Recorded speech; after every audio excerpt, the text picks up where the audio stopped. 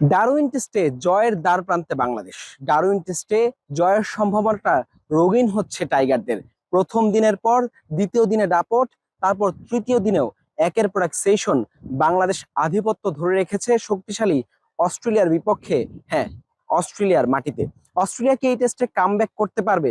পরিসংখ্যান কিংবা সম্ভাবনাটা কি বলছে?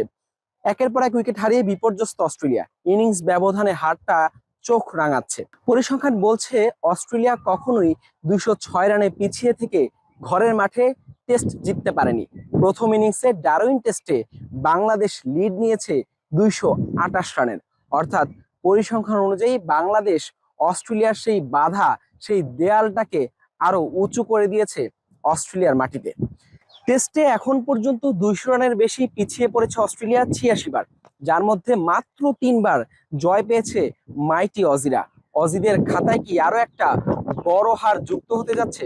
আরো একবার কি ব্যর্থতা নিয়ে ফিরতে হবে ঘরের মাঠে? তৃতীয়ত, টেস্টে 200 রানের বেশি লিড নিয়েছে এমন দল প্রায় 81% ম্যাচই জয় পেয়েছে। বিপরীতে পিছিয়ে পড়া দল জয় পেয়েছে গড়ে মাত্র 1%। অস্ট্রেলিয়ার এই টেস্টে জয় পাওয়ার সম্ভাবনা একেবারেই কম, যদি না কোনো মিরাকল ঘটে। সেই মিরাকলটা কি অস্ট্রেলিয়ায় ডারউইনে ঘটাতে পারবে? সেই ব্যাটারটা কে হবে? বাংলাদেশের দুর্দান্ত বোলিং পারফরমেন্স, প্রথম ইনিংসের ধারাবাহিকতার পর দ্বিতীয় ইনিংসও হাসান মাহমুদ, তাসকিন, এবাদতদের দাপুটে বোলিং। এখন পর্যন্ত ডারউইন টেস্টের ড্রাইভিং সিটে বাংলাদেশ। সেই ড্রাইভিং সিটটা ধরে রাখতে পারলে চতুর্থ দিনের সকালেই হয়তো রেজাল্ট আসতে পারে বাংলাদেশের পক্ষে।